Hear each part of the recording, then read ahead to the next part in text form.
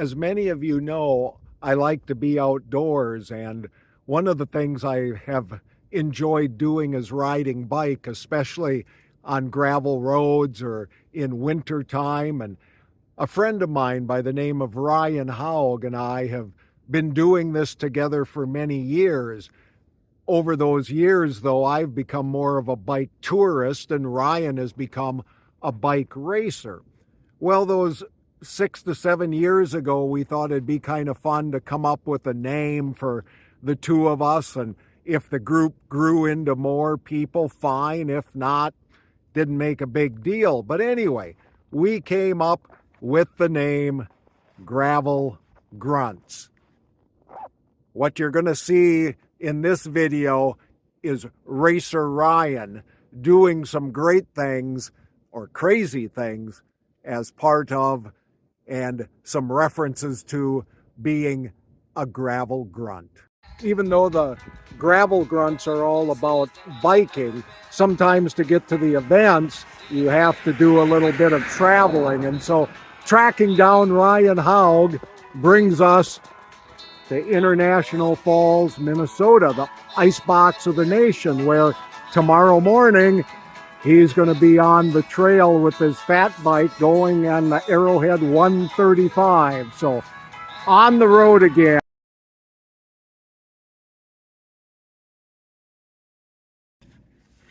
So here's the bike that Ryan's going to be riding tomorrow. It's in the back of my van, but it is a fat tire bike with all kinds of, these are called pogies, so he can keep his hands warm. The handlebars are underneath there.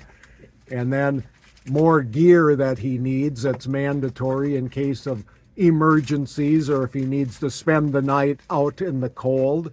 And so you're going to see part of this tomorrow morning too, when it's got more lights on it and such. But Ryan's making some last minute adjustments and changes on here. So in case you're wondering about a orderly room pre-event, this is all Ryan's stuff. And he's going to explain a bit about what all of this is and why it's scattered all over the place. And as he said, he's cleaned things up a bit. So a variety of things for a variety of needs and a variety of reasons.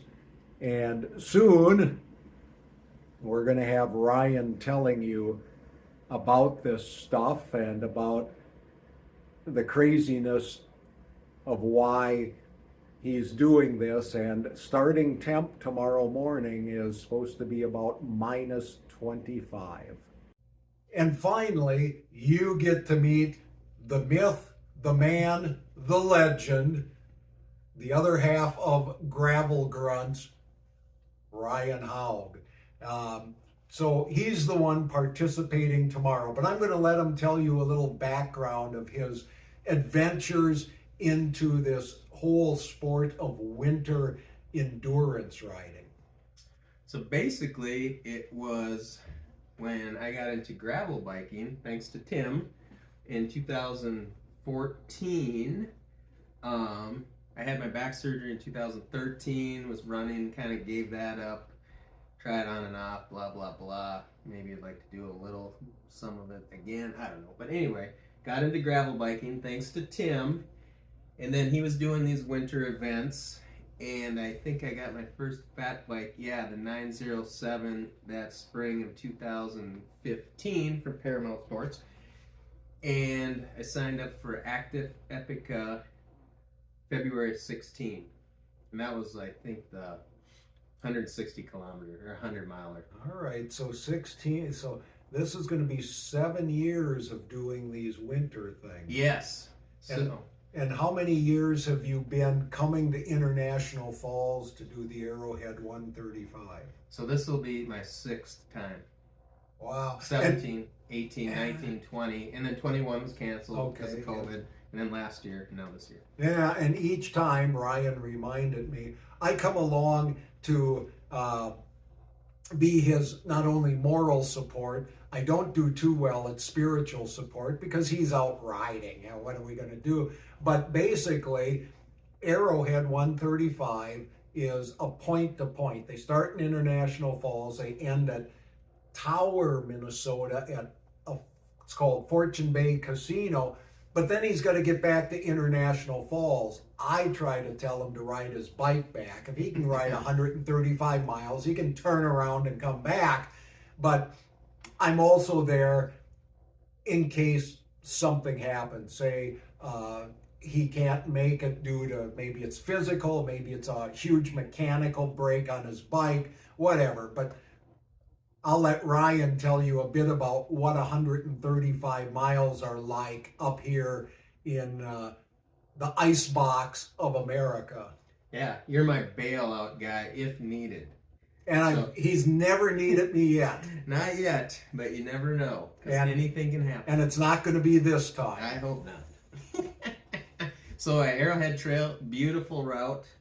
It starts off, I think it's the Blue Ox Trail here. It goes for a few miles and then turns, and then it's Arrowhead.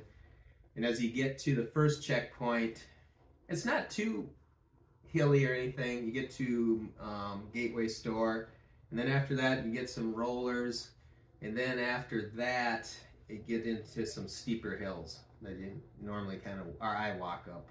Mm-hmm. Some people may ride them, I don't know, but they get more steep.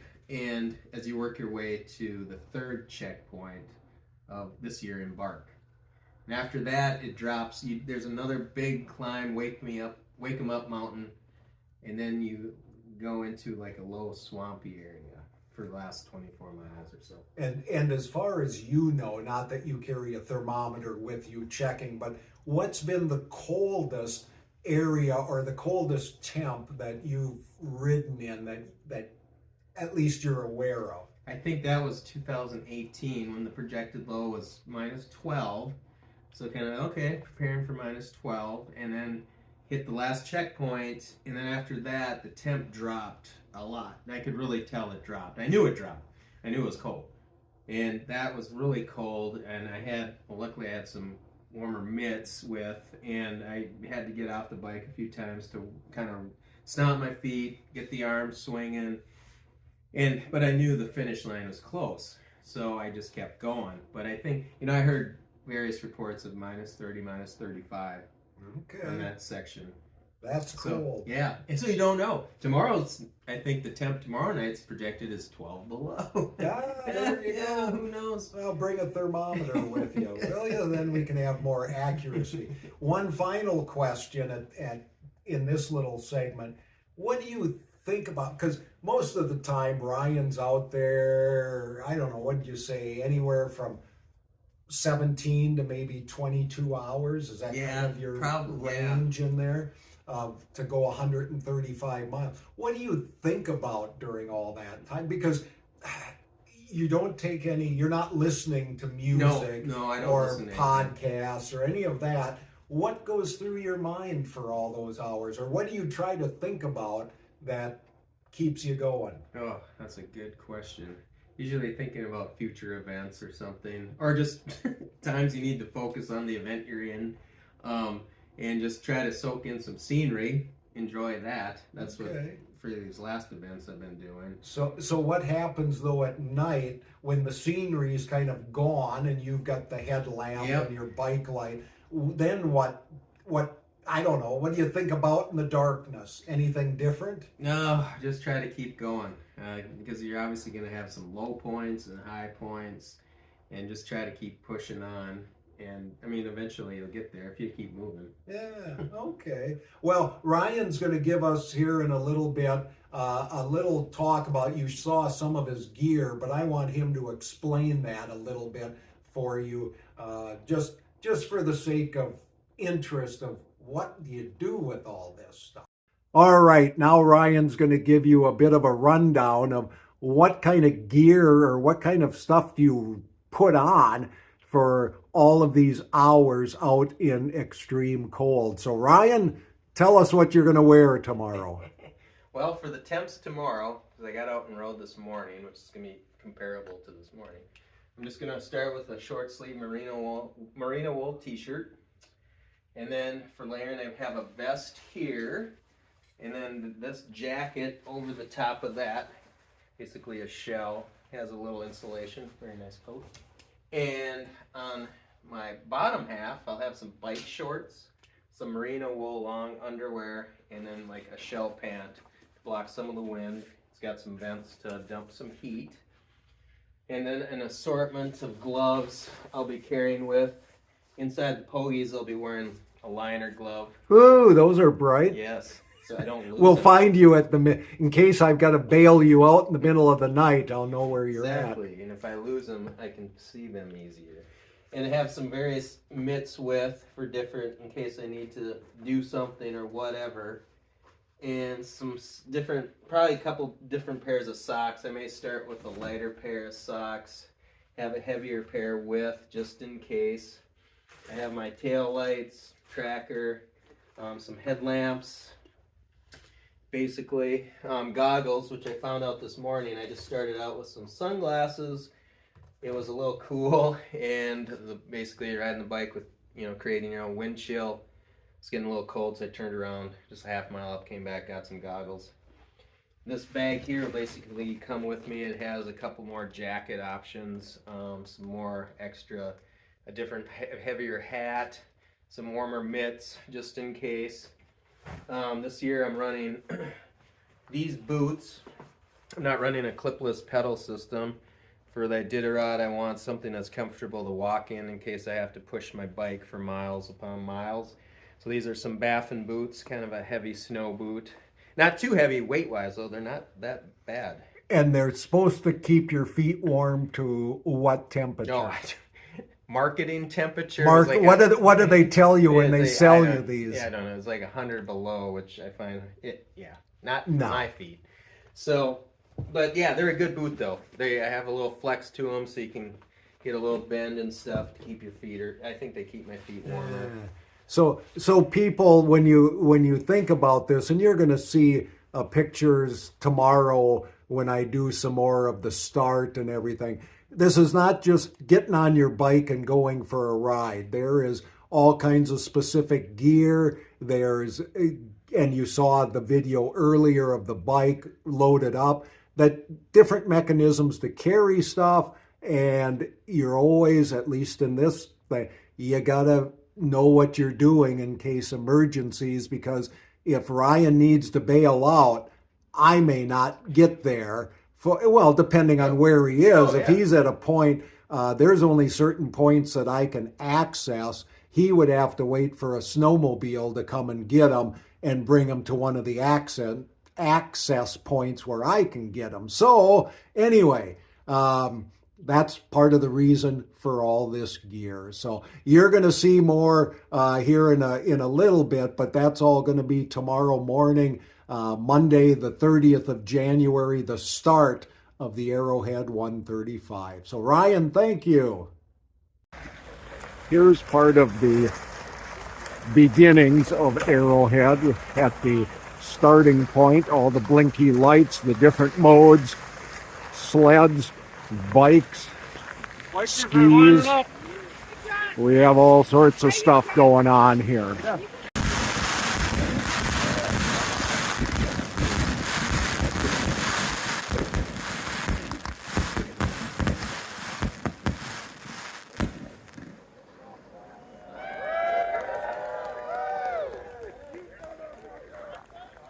God damn it!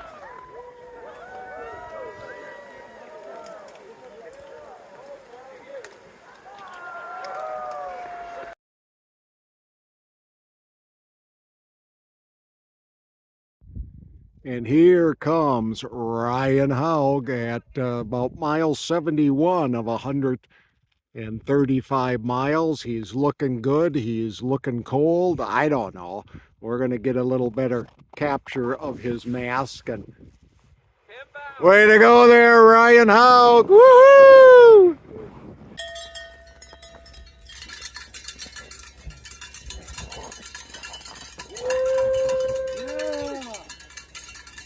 Well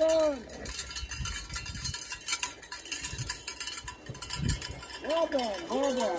You're nice. Okay.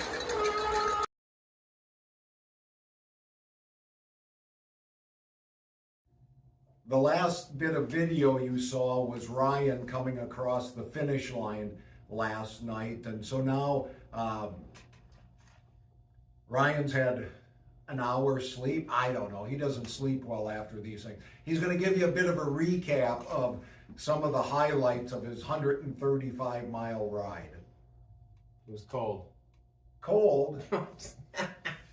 No, You started at minus 26, you ended at minus 13. Come on, it warmed It up. warmed up. It went well. I was trying out some kind of clothing, or fine-tuning some clothing stuff, and that went well. I was happy with that. So No mechanical problems?